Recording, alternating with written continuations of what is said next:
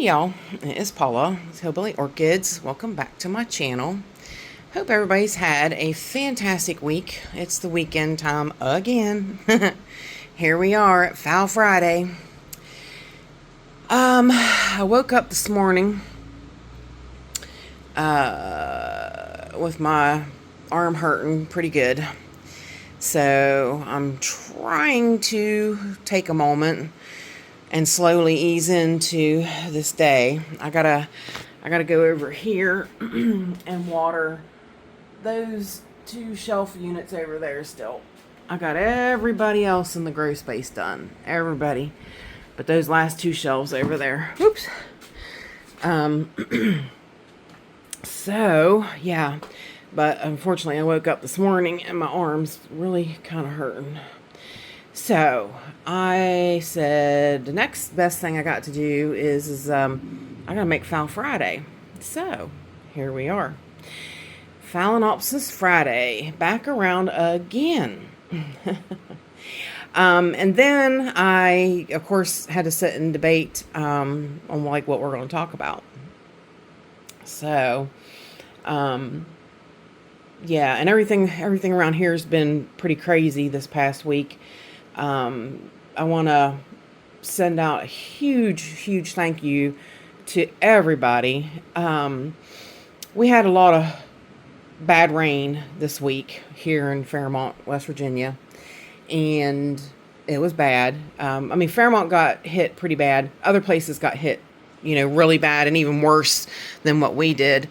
Philadelphia, West Virginia got just waylaid. Wheeling, West Virginia, it was even worse up that way. I'll insert some pictures of the flooding that we had here. This was right out front of my house, and luckily my basement flooded, but luckily it went back down. It didn't stay. Like last time, stuff came back up in the sewer and clogged my pipe, and I had a mess. It took Chris like a week to work on getting it unclogged. It was terrible. Yeah, so now this week we had this bad rain. It was terrible for a lot of people. I mean, there was places, a lot of businesses over town that I don't know if their downspouts were plugged or what, but like our Long John Silver's, like the roof caved in on them over there.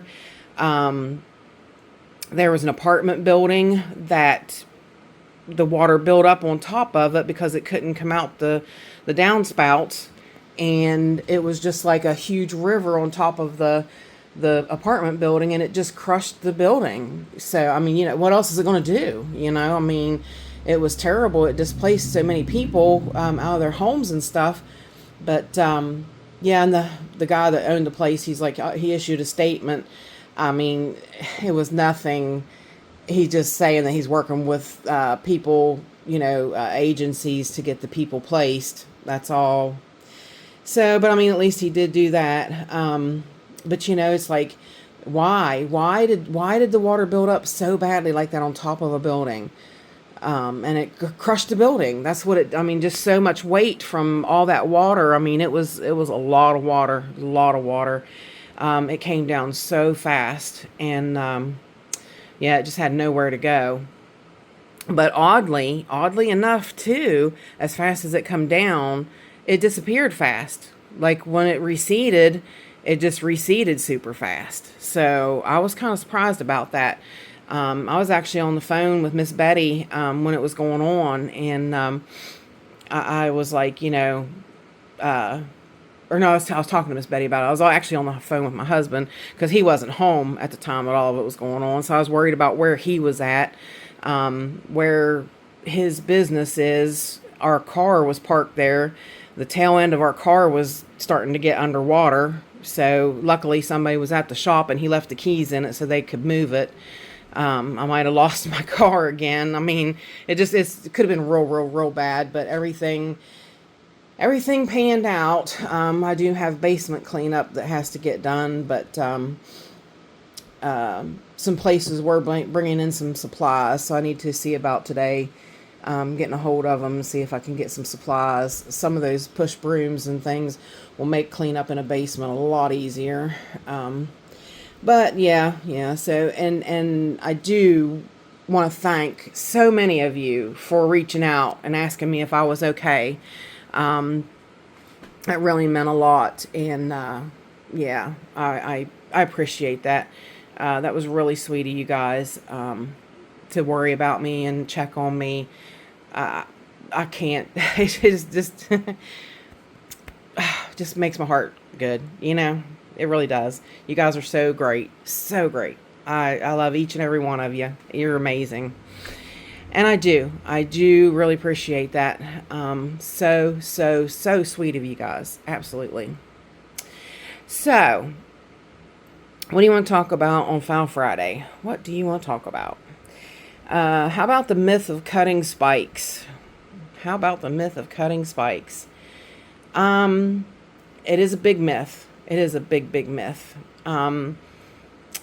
Never should you cut a spike unless it looks like that. And I'm still not going to cut that one as of yet. I mean, it's close, but it's not as brown as I let them get before I cut them. So, yeah. You shouldn't really cut a foul spike. Now, there's a lot of people that say, oh, you know, they waste energy, this and that. That's not necessarily true.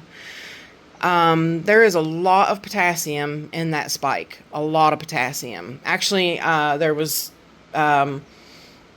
was conclusive. Tests were done, and it was all basically potassium. So, I have saved rescue phals that had no roots, really small plants that had a spike. And what it did was it ate the spike back to help bring the plant back around. And in that instance, that's perfect. But if you look at them in the wild, nobody goes out there and cuts those spikes down in the wild. If you look at a Phalaenopsis in the wild, it has a bunch of old, spent spikes hanging out there. I mean, they're not spent. I don't want to say actually spent. You know, they look like this. They're just bare spikes. And they're alive still, but there's just no blooms on them. Unlike that. But they keep them around. They keep them for storage. Plus, the next year, they will branch and put off blooms of their own. See, just like these two here, they came up from the plant, they bloomed, you remember, they bloomed out this way and one bloomed that way. Then they put two branches. It branched off in the middle and gave me this cluster. So you never know. Those spikes are not dead. Don't cut them. Another big myth that is that my Phalaenopsis has been in bloom for 6 months. It's got to be, you know, wearing down. It's got to be getting weak. I need to cut the spike and let the plant build back up. No, absolutely not. If your plant has been blooming for 6 months, enjoy it. Enjoy the crap out of it. Yes, don't cut that spike. Chances are, if your plant is still in bloom in 6 months, that is an indicator to you that I'm doing everything right. That means you're feeding that plant properly. It's getting the proper amount of nutrients that it needs, proper amount of nitrogen, proper amount of micronutrients. It's getting everything that it needs, that it's maintaining that bloom. So hang on to it, enjoy it, and love it. Love it right where it's at. Don't cut those spikes. I've even had people tell me, well, this phal's been in bloom for a year. I'm cutting the spikes. Don't. No. Don't. If that plant has been in bloom for a year, enjoy it. Only time, and there are instances that it doesn't, you know, that it could mean something different, is if your plant's been in bloom and the plant itself is looking bad. Like it's getting, you know, I don't have any plants that are looking like that right now. if the leaves are wrinkly, if the, you've all seen wrinkled leaves on dehydrated phals. Um, when they get like, limpy, real limp and wrinkly, and they look real bad, then you want to maybe decide. I still wouldn't cut the spike, honestly, personally myself, because like I said, there's a lot of potassium in that spike that plant will reabsorb if it decides it needs to or wants to. So I always hang on to it because that's part of it. And if it decides it wants to absorb it, then it's there that it can. So I don't ever like to cut them, like I said, unless they're like this, which, like I said, this one's pretty close to being, done, but it's not quite as brown as I let it get before I cut it off. There's actually still nutrients in that.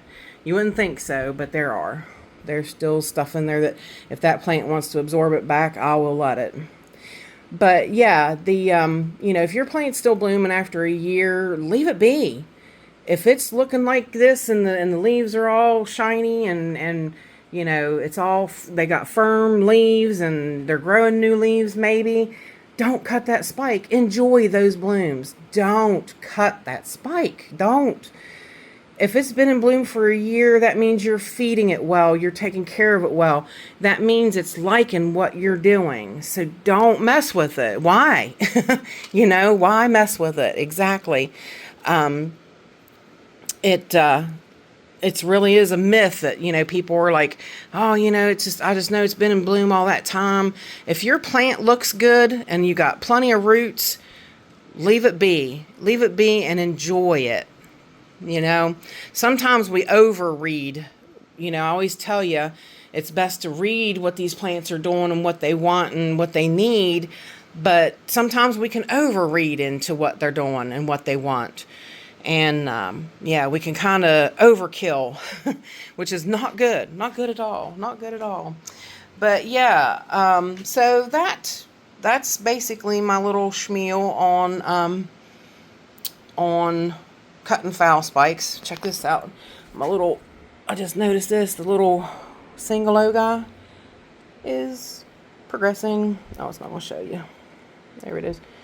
It's making more blooms on the end, so we're going to get to see more of her. And see, that's another sign that your plants are happy, healthy, and getting what they need, is that they're extending their spikes. That's the perfect sign that says, hey, I'm getting the proper amount of feed, she's feeding me right, she's taking care of me, so, and which says kind of a lot with me not being able to water these guys for a little bit. They've all kind of held out pretty well and done pretty good. So I'm kind of shocked and surprisingly pleased. So that, I guess, will do it, guys. So if you have any questions about Phalaenopsis spikes, please feel free to leave them in the comments. And if you could like, share, and subscribe, I would really appreciate it. I have free and paid subscription, whichever you choose to do. And if you don't want to do that and you want to do a super thanks, that would be greatly appreciated. And with that said, I do appreciate each and every one of you beautiful, wonderful people stopping by and hanging out with me. And bye for now, y'all. Till we meet again.